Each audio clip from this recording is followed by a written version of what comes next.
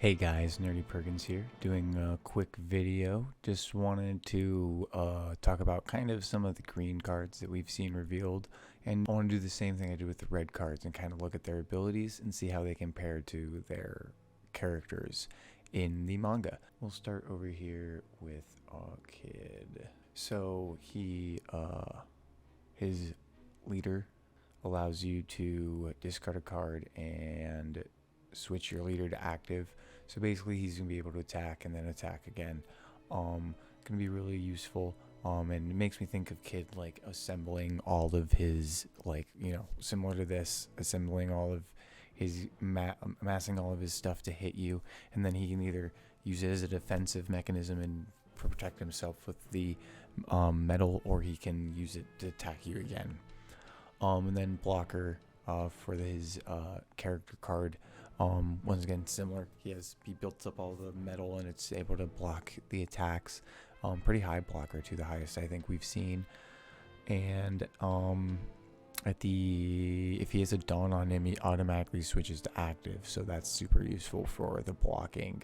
And like I said, all the blocking and stuff and the active switch to active, I think works because Kids can either be super aggressive, but he can also have his defensive abilities with his metal that he can build around him. So we'll go over to Law, where when you play him, you can switch one of your rested characters who's a super rookie or a heart pirate with a cost 5 or less to active. So basically he's gonna be able to pop down and reactivate people. So the way to think about it is, someone does they're able to do an attack, and then Law comes in and basically sets them up to do a second attack, like using his room. So still kind of using his abilities. I think the card that we're seeing in the base deck feels a little more Law-like than this, but this is, I'm assuming, working more into the overall theme of this specific deck. So then we'll go over to Basil Hawks, where if you have a Dawn on him, once per turn, on your turn after a character battles with an opponent character, you can set this character to active. So same thing, he can attack and then basically set himself up to either attack again. And there's not as much going on. I think really the kind of clever thing going on, he's a card character and he's able to kind of control himself and tap himself. So that's kind of cool. Not as much going on as with one that I don't have on here, who I'll probably pop up here now, just because I think Killer's kind of fits. Killer's a higher cost, but I'll pop him up here. Oops. I'll pop up Apu, and he's going to be a 2 cost, 300 power, and his is cool because when he attacks, he can rest other players, like the opponent's Dawn cards, which is cool because the Dawns are a sound effect, and Apu's whole thing is that he controls music and sound and stuff like that. So having him specifically being tied to the mechanic that affects your Dawn is pretty cool, and I think works really well with his character. He's probably one of the best of the set as to theming with him as a character himself.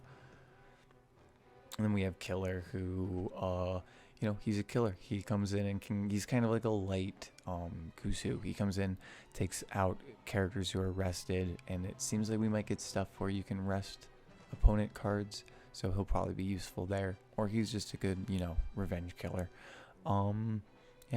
Pretty cool there. Alright guys, so this morning they posted another of the green cards, and it was one person I forgot to mention, because I didn't mention that Diaz Drake is indeed a supernova or a worst generation member, so it makes sense that he would be in this group. And I think this is kind of a big card because I believe he is the first character that we have now seen in 2 different colors. He's appearing in the starter purple deck, and now we are seeing him here as a green card in the starter green deck, so we are likely going to see characters functioning with different colors, which is super cool.